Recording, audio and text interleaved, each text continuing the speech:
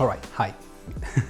Welcome to my channel. Today I am going to be making a recipe that I really like, that I learned from when I was studying culinary arts. The name is Kugelhopf. This Kugelhopf that I'm going to be making is not a traditional recipe. I will be swapping the butter by shortening. Not using butter will change the flavor profile. So if you want to try a Kugelhopf that tastes closer to the original version, please make it with butter first. And if you want to make it again and use shortening instead to see the difference between those two, feel free to do so. Very different from how I typically do the video. I am going to show you the ingredients first, and then we will start. So as I mentioned, the Kugelhopf is not going to be traditional, but I still want to make it in the same way that I learned. Traditionally, Kugelhopf has dried fruits. Raisins is a common example. These ones that I have here, I soaked in rum for about 3 days. You don't need to do so, just soak them for a while, maybe 30 minutes will be enough. May also sure that you reserve the liquid that you soak them with. If you don't want to use liqueur or alcohol, just use orange juice or maybe apple juice. It is my understanding that the traditional liqueur used is cherry liqueur or brandy. I use rum. I like rum, rum it is. And of course, as I mentioned, I will be using shortening instead of butter. If you have butter, please use butter first. And the Kugelhopf must be baked in a Kugelhopf mold or tin. I will be using a bond, so yeah. Let's begin. First, take a few spoonfuls of milk and 2 spoonfuls of your shortening or butter and mix them together.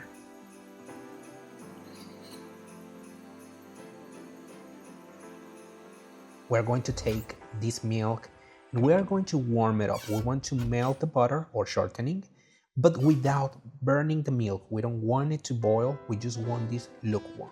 So be careful. Then you are going to take the yeast and half of a cup of your flour. Remember, you have the totals of this recipe in the description. Take this mixture and let it ferment for an hour. While we are waiting, we can grease the bond.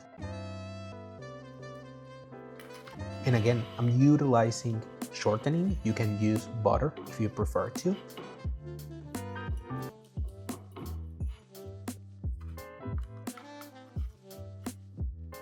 I am using whole almonds, but you can use blanched almonds or sliced almonds. You can use this to decorate the Kugelhopf, whichever way you want to. Just make sure that it's with almonds.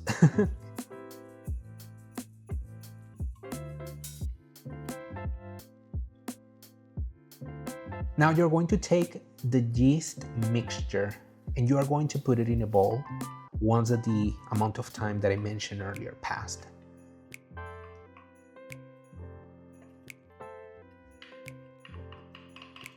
You are going to add the rest of the shortening, the egg, sugar,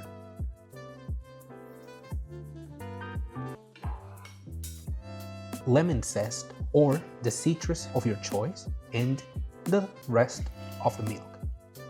Integrate everything. If you have a mixer, utilize your mixer. I'm doing it by hand. We are going to start adding slow the flour.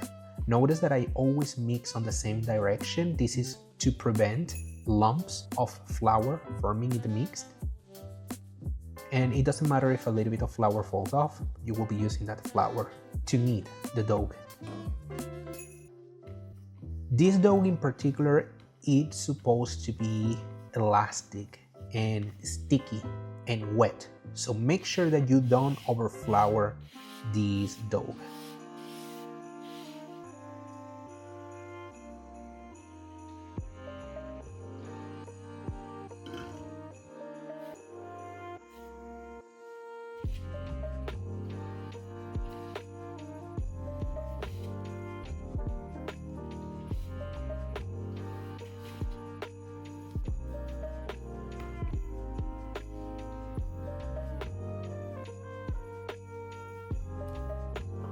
Once that is formed and developed, add the salt.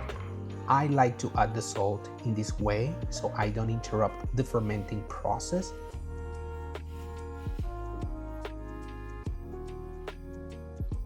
We are going to work this dough really well for 5 minutes. We want an elastic dough with good developed gluten, but again, it is meant to be elastic. Now, you are going to grab your raisins or chocolate drops or dried fruit, and you are going to start slowly adding it into the mixture. Remember, we don't want to break apart the fruit, so make sure that while you are integrating it, you are doing it slow.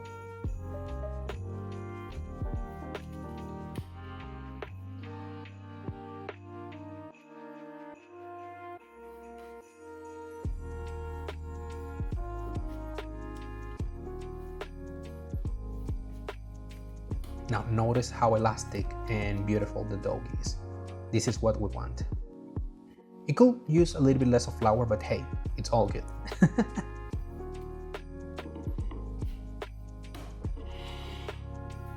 You are going to take your dough and you are going to poke it. If it's firm enough, you are going to create this big donut, exactly as I'm doing so. And you are going to place it in the bund. If your dough is a little bit more wet, it's fine. Poke it still and just place it there. Now we're going to cover this dough and let it raise. This took me 2 hours, so make sure that you have enough time. Place the Kugelhopf in the oven. We're going to bake it at 350 for an hour. The first 30 minutes, I cover it with foil. The last 30 minutes, I took the foil off. Look how golden and beautiful it looks. This is what we want.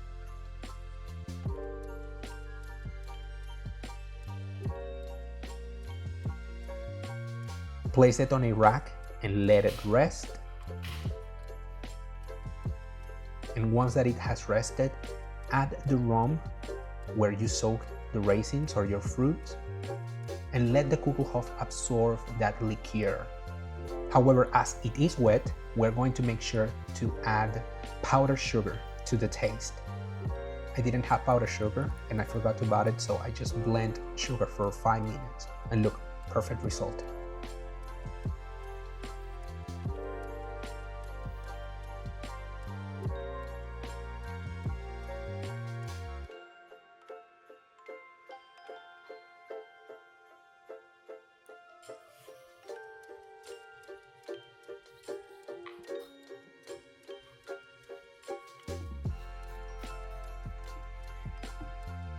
The crumb is perfect, it's well developed.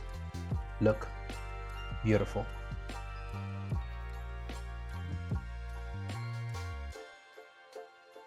Final results. Happily surprised. And when I mean happily, I mean it. I think that this is the best Kugelhopf I've done in my life. Super spongy, immaculate flavor. It is not overwhelmingly sweet. Actually, a lot of the sweetness comes from the sugar that we decorate the Kugelhopf with. If you can notice, it is not as developed as a bread, but also is not fully a cake. It is on its perfect point, I think. Now I want to get to see how it is flavor-wise and texture-wise tomorrow, as typically the Kugelhopf is not eaten on the same day. Naturally, it will get a little bit harder, and this bread goes really well the next day toasted.